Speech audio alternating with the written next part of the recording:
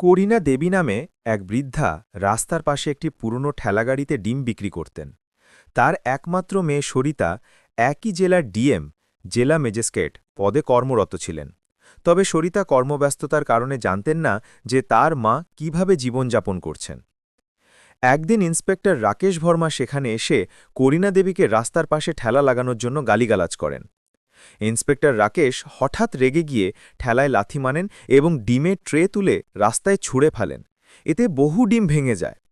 রাস্তার ভিড়ের সামনে করিনা দেবীকে অপমান করা হয়। ভিড়ের মধ্যে উপস্থিত একজন সোশ্যাল মিডিয়া ইনফ্লুয়েন্সার এই পুরো ঘটনাটি মোবাইল ক্যামেরায় রেকর্ড করে নেন। করিনা দেবী অপমান সহ্য করে চোখে জল নিয়ে বাকি ডিমগুলো গুছিয়ে বাড়ি ফিরে যান। ভিডিওটি সোশ্যাল মিডিয়ায় আপলোড করার পর দ্রুত ভাইরাল হয়ে যায়। কিছুক্ষণ পর ভিডিওটি ডিএম সরিতার মোবাইলে পৌঁছায়। ভিডিওটি দেখে সরিতা প্রচণ্ড রেগে যান এবং মায়ের অপমানের প্রতিশোধ নেওয়ার সংকল্প করেন।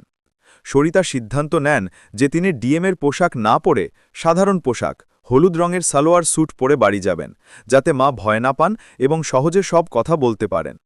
সরিতা বাড়ি পৌঁছে মায়ের সাথে দেখা করেন। মা মেয়ের আবেগঘন মিলন হয়। খাওয়া দাওয়া শেষে সরিতা সরাসরি তার মাকে প্রশ্ন করেন কেন তিনি এই অপমানের কথা তাকে জানাননি। করিনা দেবী পুলিশদের সাথে ঝামেলা না করার জন্য অনুরোধ করেন, কিন্তু সরিতা প্রতিজ্ঞা করেন যে তিনি ওই ইন্সপেক্টরকে সাসপেন্ড করাবেন। সরিতা সাধারণ পোশাকেই ইন্সপেক্টর রাকেশ ভার্মার থানায় পৌঁছান। তিনি এসএও সন্দীপ সিংয়ের কাছে রাকেশের বিরুদ্ধে রিপোর্ট করতে চান। সন্দীপ সিং রিপোর্ট লিখতে অস্বীকার করেন এবং সরিতার সাথে খারাপ ব্যবহার করেন।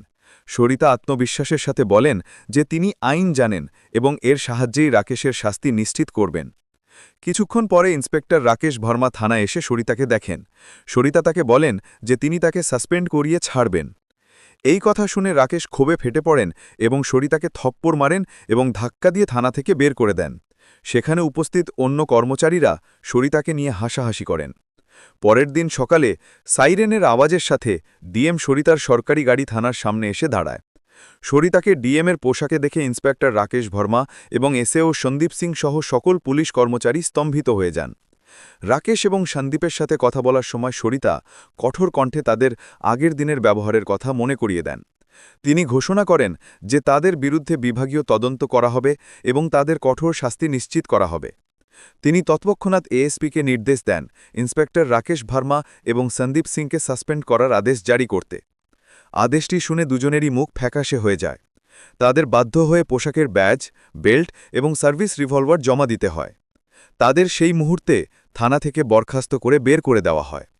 এই খবর দ্রুত পুরো শহরে ছড়িয়ে পড়ে। মানুষজন ডিএম সরিতার সততা এবং সাহসের প্রশংসা করেন। বিভাগীয় তদন্তে রাকেশের দোষ প্রমাণিত হওয়ায় তাকে চাকরি থেকে বরখাস্ত করা হয় এবং তার বিরুদ্ধে ফৌজদারি মামলাও দায়ের করা হয়। ভিডিওটির শেষে বলা হয় এটি কেবল এক ইন্সপেক্টরের বরখাস্তের গল্প নয়, বরং এটি ন্যায়, সততা এবং একজন মেয়ের তার মায়ের প্রতি ভালোবাসার জয়।